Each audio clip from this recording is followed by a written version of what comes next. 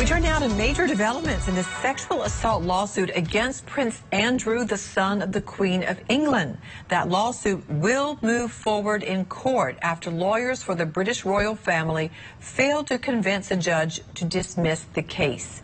This all stems from an American woman named Virginia Giuffre, pictured here, who accuses sex offender Jeffrey Epstein and his longtime partner Ghislaine Maxwell of trafficking her to have sex with the prince in 2001.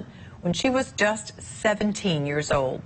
What you're looking at is the now infamous photo showing Giuffre at Maxwell's London home, standing next to Prince Andrew, who Giuffre says knew she was underage. The prince has continued to say he is innocent. In 2019, he said he had no memory of ever meeting Giuffre, despite the photograph of the two. Since then, he has stepped back from royal duties. Meantime, Buckingham Palace has refused to comment on the legal matter. Of course, this is a big talker for the UK and the world abroad. So let's go in depth now with Hilary Fordwich, British Royals commentator. Hilary, thank you so much for coming on. Pleasure. First up, let's talk about the public reaction. The royal family once again making headlines, not the kind they want. What are Britain saying about this? Yes, well, actually, of course, nobody can speak for the entire nation, but I will say the overriding opinion in general, both in the media and from people that one talks to and in social circles, it is, can't he just do the decent thing? And the decent thing would have been what he hasn't done, of course, and one can't cry over spilt milk, but he should have settled this long ago. He should have cooperated with the FBI, as he said he was going to do in a BBC interview, which purportedly he has not done. If he would just do the decent thing, settle it, step back, and cease and desist causing more pain and anguish for, the Queen and the royal family.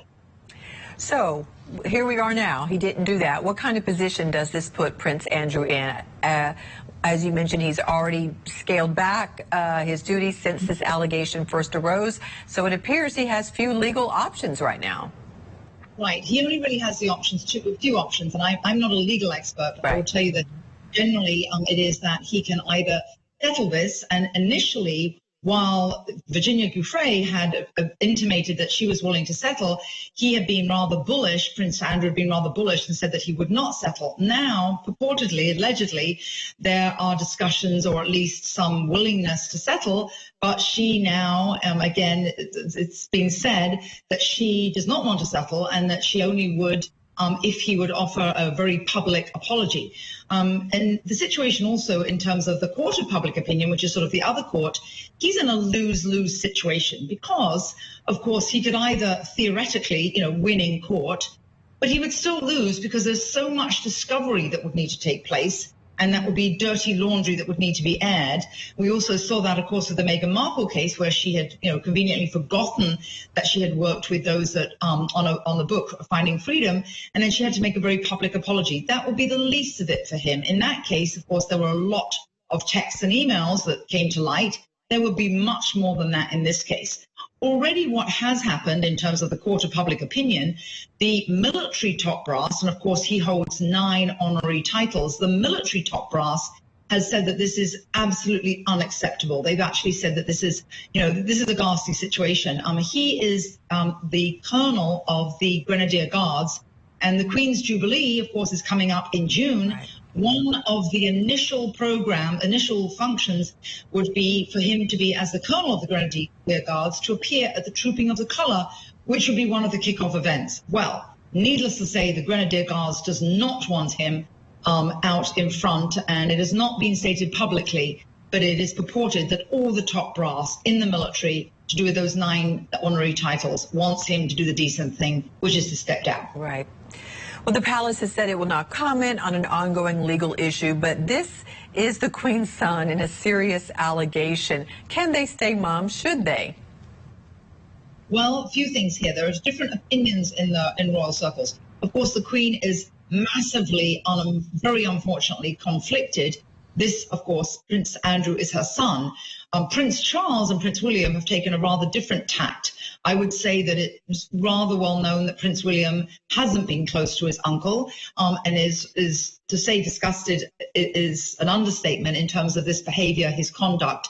Obviously, the royal family is to act and be gracious and noble, and none of his actions have been such. Really, it is a demonstration of a terrible and absolutely dreadful judgment on his part, not only just being involved with Epstein, but every step along the way, playing this sort of hide and seek from both the media, but also from being served legal papers. So his entire conduct throughout this process isn't viewed positively by the royal family. And then, specifically to your point, yes, there are different views, and none of them are positive to do with Prince Andrew. I think he's probably about the only person on the planet that thinks there is a possible comeback, but not in terms of public duties, certainly not with the royal family. And I would be very shocked, and most people would be, ever see him on that balcony at Buckingham Palace ever again. Oh, my goodness. Okay, so that kind of answers my last question. In the travails of the royal family, where does this fall? So that